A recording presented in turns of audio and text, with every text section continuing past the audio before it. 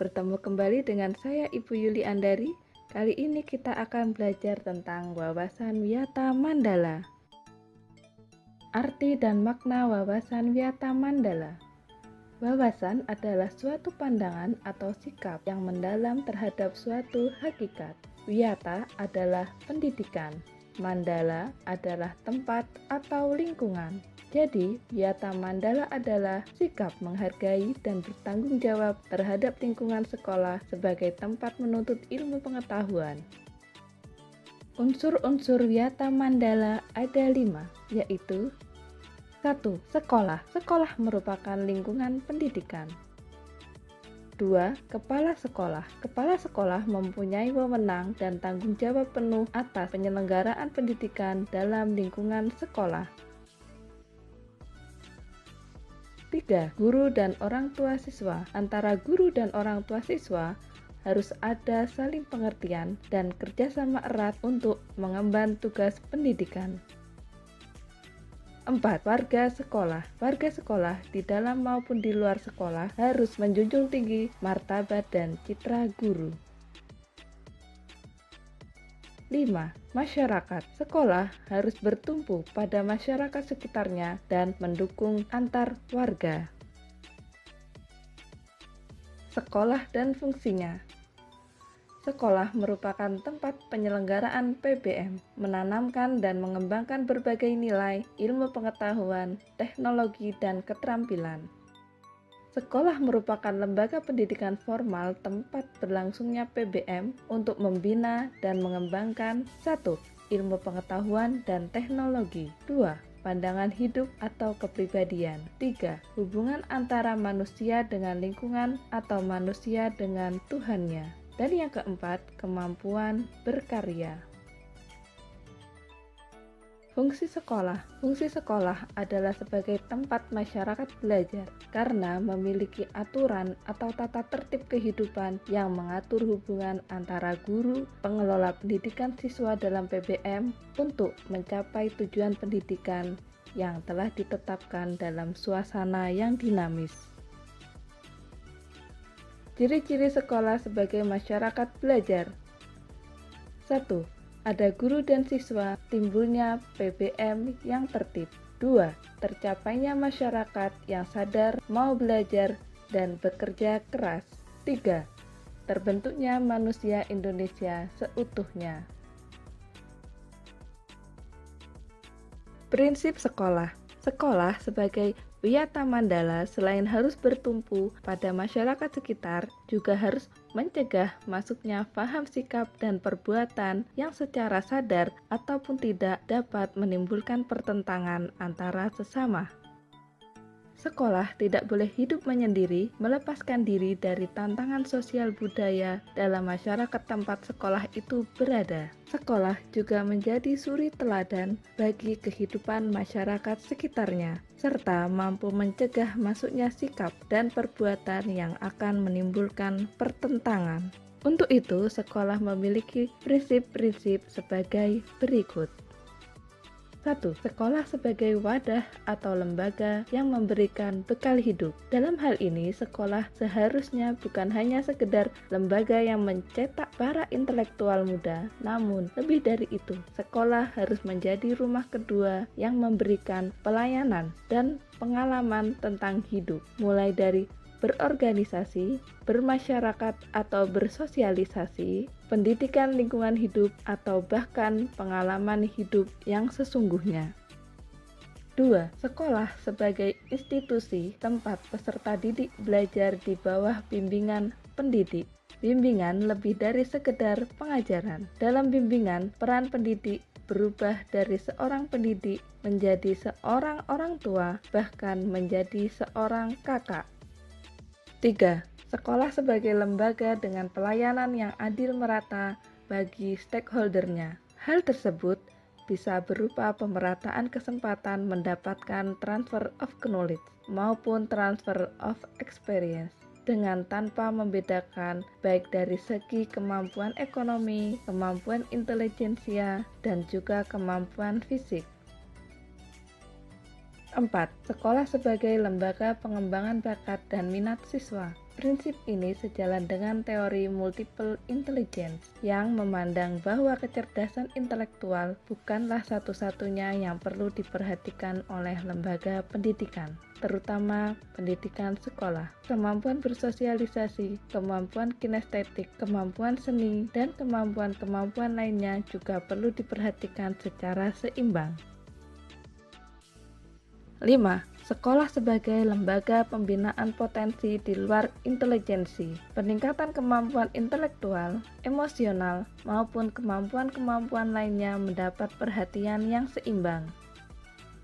6. Sekolah harus memberikan perhatian serius untuk mengembangkan kemampuan emosional dan sosial, kemampuan berkomunikasi dan berinteraksi, kemampuan bekerja sama dalam kelompok, dan lain-lain. 7. Sekolah sebagai wahana pengembangan sikap dan watak. Sikap sederhana, jujur, terbuka, penuh toleransi, rela berkomunikasi dan berinteraksi, ramah tamah dan bersahabat, cinta negara, cinta lingkungan, siap bantu-membantu, khususnya kepada yang kurang beruntung, merupakan sikap dan watak yang perlu dibentuk di dalam lingkungan sekolah. 8. Sekolah sebagai wahana pendewasaan diri. Di dalam dunia yang berubah begitu cepat, salah satu kompetensi dasar yang harus dimiliki tiap peserta didik adalah kompetensi dasar belajar secara mandiri. Dengan proses pendewasaan yang diberikan di sekolah, pendidik tidak lagi perlu menjejali pemikiran peserta didik dengan perintah. Lebih dari itu, peserta didik akan mendapatkan sesuatu yang jauh lebih besar ketika ia mencari dan mendapatkan apa yang ia butuhkan untuk hidupnya. 9. Sekolah sebagai bagian dari masyarakat belajar. Sekolah bukan hanya sebagai tempat pembelajaran bagi peserta didik, namun juga seharusnya sekolah mampu menjadi pusat pembelajaran bagi masyarakat di lingkungan sekitar.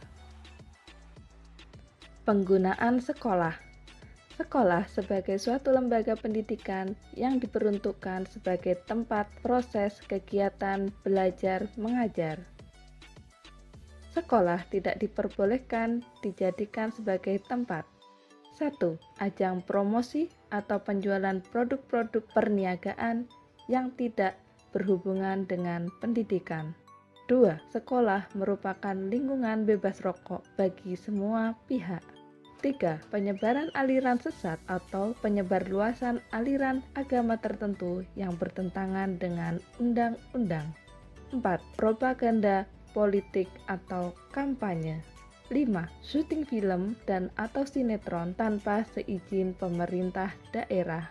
6. Kegiatan-kegiatan yang dapat menimbulkan kerusakan, perpecahan, dan perselisihan sehingga menjadikan suasana sekolah tidak kondusif. Penataan Wiyata Mandala dalam upaya ketahanan sekolah. Ketahanan sekolah lebih menitik beratkan pada upaya-upaya yang bersifat preventif. Untuk menjadikan sekolah sesuai dengan tujuan dan fungsinya, perlu dilakukan penataan Wiyata Mandala di sekolah melalui langkah-langkah berikut.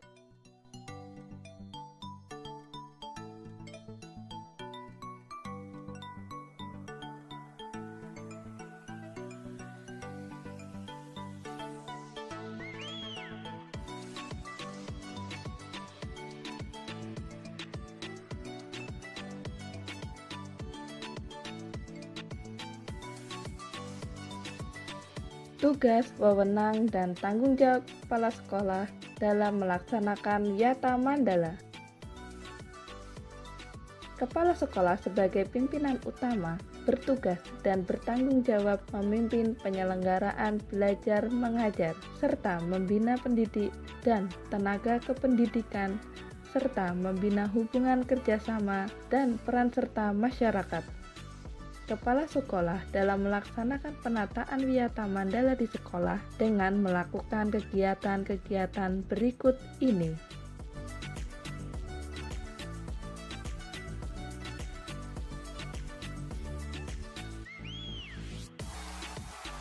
Mekanisme dalam pelaksanaan Wiyata Mandala. Dalam rangka pelaksanaan Wiyata Mandala, perlu upaya penanggulangan secara dini setiap permasalahan yang timbul sehingga dapat menghilangkan dampak negatifnya, yaitu dilaksanakan secara terpadu, bertahap, dan berlanjut sebagai berikut. Tahap preventif, upaya untuk meniadakan peluang-peluang yang dapat memungkinkan terjadinya kasus-kasus negatif di sekolah melalui antara lain 1. Memelihara sekolah dan lingkungan sekolah. 2. Menciptakan suasana yang harmonis. 3. Membentuk jaring-jaring pengawasan atau kontrol. 4. Menghilangkan bentuk-bentuk perpeloncoan pada saat MOS. 5. Meminimalisir keterlibatan kelompok maupun perorangan dalam kegiatan sekolah. 6. Mengisi jam-jam kosong dengan pelajaran atau kegiatan ekstra lainnya. 7. Meningkatkan kegiatan ekstrakurikuler. 8. Peningkatan keamanan dan ketertiban. Tahap represif, upaya untuk menindak siswa yang telah melanggar peraturan-peraturan dan tata tertib sekolah. Upaya represif seperti 1. Mendamaikan para pihak yang terlibat perselisihan. 2. Membatasi areal tempat terjadinya aksi. 3. Menetralisir isu-isu yang berkembang dan mencegah timbulnya isu-isu baru. 4. Berkoordinasi dengan pihak keamanan. 5. Mengungkapkan lebih lanjut keterlibatan pihak luar sekolah. 6. Mengikut sertakan para ahli untuk mengadakan bimbingan dan penyuluhan. 7. Memberikan sanksi sesuai tata tertib yang berlaku. Sekian video pembelajaran kali ini. Selamat belajar.